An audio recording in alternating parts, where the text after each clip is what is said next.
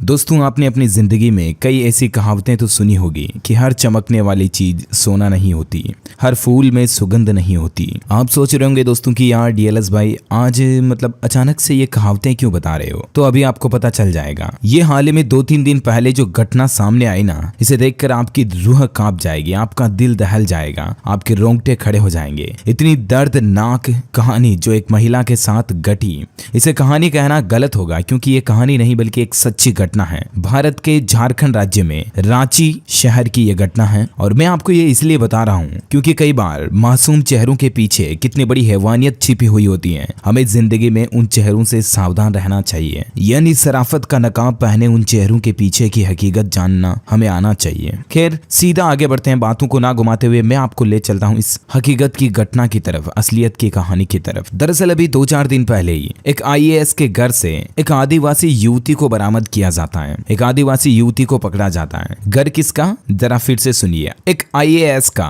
यानी कलेक्टर का। आईएएस कैसे बना जाता है, यूपीएससी का एग्जाम कितना टफ होता है, भारत का सबसे टफेस्ट और हाईएस्ट वैल्यूएबल एग्जाम है ये भारत के एजुकेशन में। अब आप अंदाजा लगा सकते हैं कि यहाँ पर ये भी नहीं कह सकते हम कि इस फैमिली में एजुकेशन की कमी है या क्या है। खैर चलिए कहानी की तरफ आगे बढ़ते हैं। अभी कुछ दिन पहले झारखंड के रांची शहर में, रांची जिला है एक, यहाँ के अरगोड़ा क्षेत्र में निवासी एक पूर्व आईएएस जिसका नाम है महेश्वर पात्रा, उनके घर से एक आदिवासी युवती बरामद की जाती है।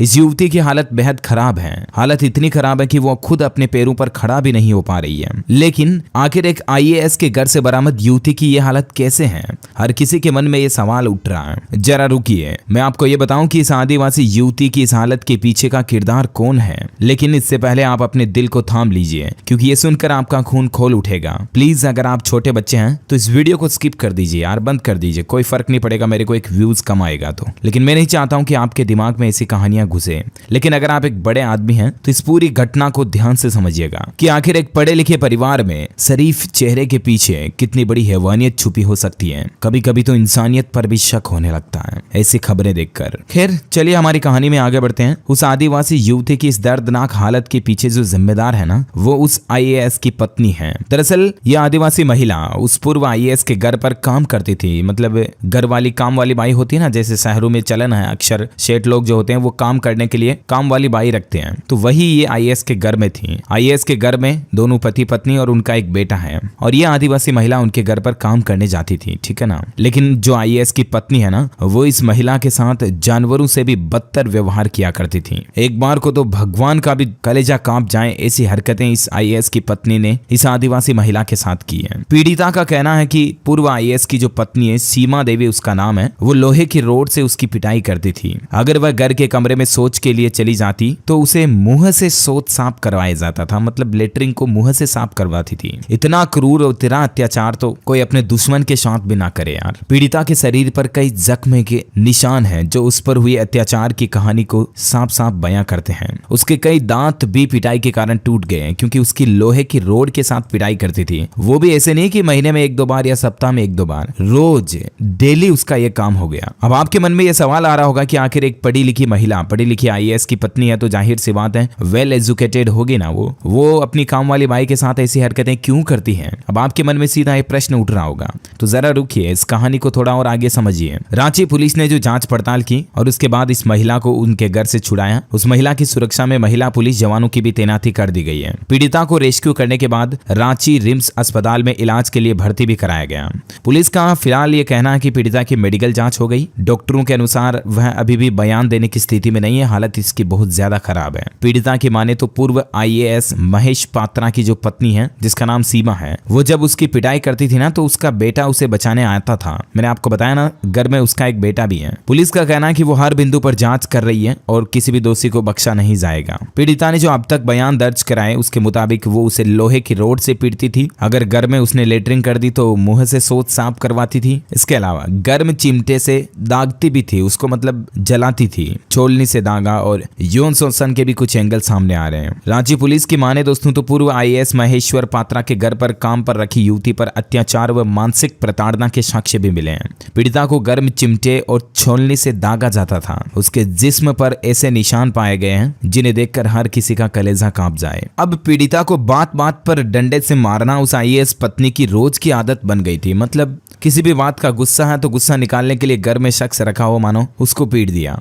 ये रोज का सिलसिला बन गया था। अभी रांची के रिम्स हॉस्पिटल में सर्जरी वार्ड में डॉक्टर शीतल महुआ और डॉक्टर संदीप अग्रवाल की निगरानी में उस आदिवासी महिला का इलाज चल रहा है। मेडिकल रिपोर्ट में जो बातें सामने आई है वो भी रोंगटे खड़े कर देने वाली हैं। रिपोर्ट में बताया गया कि पीड़िता के शरीर में दर्जनों चोट के निशान हैं। सबसे अधिक गर्म लोहे से दागने के निशान पाए गए। पीड़िता ने यह भी आरोप लगाया कि उसके साथ कभी कभी जबरदस्ती करने की कोशिश भी की जाती थी। हालांकि इसकी जांच गायनी विभाग के डॉक्टरों ने जब की तो इस बात की पुष्टि नहीं हो पाई है। अभी पीड़िता की जांच में 4 अलग अलग डिपार्टमेंट के डॉक्टरों की टीम लगी हुई है, जिसमें सर्जरी, मनोचिकित्सा, फोरेंसिक मेडिसिन के डॉक्टर भी शामिल हैं। इतना फिजिकल हैरेसमेंट करने के बाद पीड़िता की मेंटली हेल्थ पर इतना ज्यादा इंपैक्ट पड़ा ना, इतनी ज्यादा वो मानसिक रूप से प्रताड़ित हुई कि अभी उसको होश भी नहीं है। बीच बीच में कभी वो उठती है, नींद में बुदबुदाने जैसी हरकतें करती हैं। इसके बाद डॉक्टरों की परेशानी और भी ज्यादा बढ़ गई है। आइए अब आपके एक मन में उठ रहे सवाल पर आते हैं कि आखिर एक IAS की पत्नी ने अपनी काम वाली बाई के साथ ये हरकतें क्यों की हैं। तो इसकी प्रारंभिक जांच में अभी तक ऐसा कोई भी एंगल सामने नहीं आ रहा है, मतलब प्रॉपर कारण या प्रॉपर रीजन। कई बार ऐसा होता है दोस्तों, साइकोलॉजिक प्रॉब्लम जिसे कहते हैं ना, मतलब कई लोगों की आदत होती है, हर किसी को मारने में, पीटने में मजा आता है। आपने अक्सर मूवीज, फिल्मों में, वेब सीरीज में ऐसी कहानियां भी देखी होंगी जो मतलब सस्पेंस थ्रिलर स्टोरीज होती हैं, जिनमें होते हैं ना मतलब जो कई सीरियल किलर जैसी कहानियां। तो ऐसे लोग जो होते हैं उनको एक पैटर्न में लोगों को मारने में मजा आता है। वो अपने मजे के लिए लिटरली ऐसा करते हैं, जो सीरियल क्राइम करने वाले लोग बाग होते हैं ना वो। तो ठीक इसी तरह की हालत इस केस में प्रारंभिक तौर पर ये जांच में ये बात सामने आ रही है कि जो IAS की पत्नी है ना, उसकी भी साइकोलॉजी इतनी ज्यादा गंदी है ना कि उसको भी किसी महिला को पीटने में मजा आता हो सकता है। मतलब लिटरली दोस्तों, कई लोगों की आदतें होती हैं, कई लोगों को जानवरों को पीटने में मजा आता है। कई ऐसे केसेस सामने आए हैं जो अपने पालतू जानवरों के साथ इस तरह के हैरेसमेंट करते हैं, इस तरह के टॉर्चर करते हैं ना, जो किसी क्रूरता से कम नहीं है। बाकी देखते हैं पुलिस की जांच में और आगे इस मामले पर क्या रियलिटी सामने आती है। मैं आपको अपडेट देता रहूंगा। लेकिन ये कहानी, ये बात, ये घटना मेरे आपके साथ शेयर करने के पीछे इंटेंशन क्या है, मकसद क्या है, उम्मीद आप जरूर समझे होंगे और इससे कुछ न कुछ सीख लिए होंगे। आपका बच्चा भी कहीं पर भी जा रहा, मान लीजिए आपका बच्चा कोचिंग जाता हो, ट्यूशन जाता हो, तो आप किस शख्स के साथ उसको पढ़ने के लिए भेज रहे हो, किस मैडम के साथ, किस सर के साथ, उनके घर पर उनके हाव भाव, उनके लाइफस्टाइल के बारे में आपको पता होना चाहिए, क्योंकि कई बार ऐसी अनहोनी घटनाएं बच्चों के साथ भी देखी गई है। So please be alert every moment and every states situation in your life, then you will be safe. क्योंकि कई बार हर किसी मासूम चेहरे के पीछे छिपी हैवानियत को आसानी से तो हम नहीं समझ सकते हैं, लेकिन फिर भी सावधान और सतर्क रहना बेहद जरूरी है। वैसे आपको क्या लगता है दोस्तों, ऐसी महिलाओं के साथ, ऐसे लोगों के साथ क्या सुलूक करना चाहिए, उनको क्या सजा देनी चाहिए? आपके विचार भी हमें नीचे कमेंट करके जरूर बताइएगा। साथ ही इस कहानी को ज्यादा से ज्यादा अपने दोस्तों के साथ इस घटना को शेयर भी कीजिएगा। हमारे चैनल DLS न्यूज को सब्सक्राइब करके बेल आइकन जरूर दबा दीजिएगा। जय हिंद, जय भारत, वंदे मातरम।